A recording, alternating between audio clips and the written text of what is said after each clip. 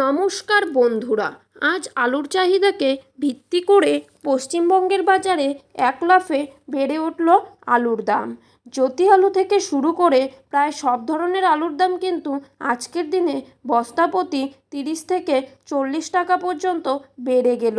তো আমরা আজকে জেনে নেব আপনারা 2025 সালে আলু সংরক্ষণ করে লাভ করতে পারবেন নাকি লস করবেন। আজ পশ্চিমবঙ্গের কোথায় কোথায় আলুর দাম কত টাকা পর্যন্ত বাড়লো তার সমস্ত তথ্যই কিন্তু আমি আপনাদেরকে জানিয়ে দেব এই ভিডিওটির মাধ্যমে। তাই বিস্তারিতভাবে জানতে হলে অবশ্যই ভিডিওটিকে শেষ পর্যন্ত মনোযোগ সহকারে দেখতে থাকবেন। আর নিজের জেলার নামটি আমাদের কমেন্ট বক্সে লিখে জানাবেন। আর এই রকমই খবর প্রতিদিন পেতে হলে অবশ্যই আমাদের ইউটিউব চ্যানেলটিকে সাবস্ক্রাইব করে পাশে থাকা বেল আইকনটি প্রেস করে রাখবেন। তো চলুন এক নজরেই দেখে নেওয়া যাক পশ্চিমবঙ্গে আলুর দাম আগামী দিনে বাড়বেই তা নিয়ে কিন্তু আশাবাদী সকল আলু ব্যবসায়ীরা। 2025 সালে বাংলায় আলু উৎপাদন অনেক বেশি হলেও পার্শ্ববর্তী সমস্ত রাজ্যে এবছর আলুর ব্যাপক চাহিদা রয়েছে, তাই দাম বাড়ার একটা বড় সম্ভাবনাও রয়েছে। আজ বাঁকুড়া জেলার কতুলপুরে পোকরাজ আলুর দাম রয়েছে 300 থেকে 310 টাকার মধ্যে, আর এখানে রেডি আলুর দাম রয়েছে 350 টাকা। কতুলপুরে আজকের দিনে জ্যোতি আলুর দাম হলো 350 থেকে 380 টাকার মধ্যে।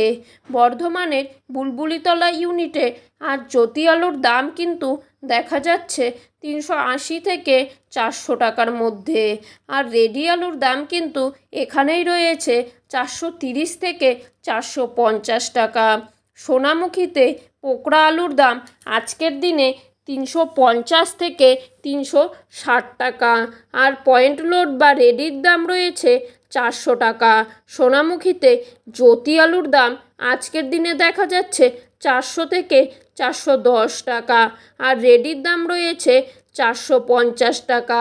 হুগলির আরামবাগে আজ জ্যোতি আলুর দাম কিন্তু দেখা যাচ্ছে 415 থেকে 425 টাকার মধ্যে, আর রেডির দাম রয়েছে 450 টাকা।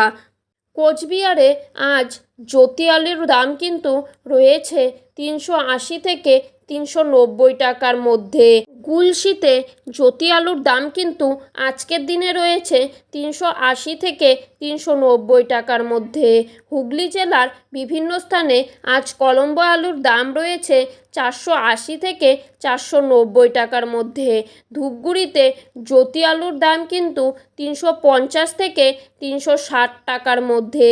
তো বন্ধুরা, এই ছিল আজকের আলু সম্পর্কিত সর্বশেষ আপডেট।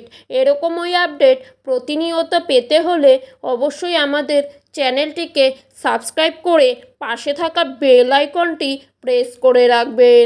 ধন্যবাদ বন্ধুরা।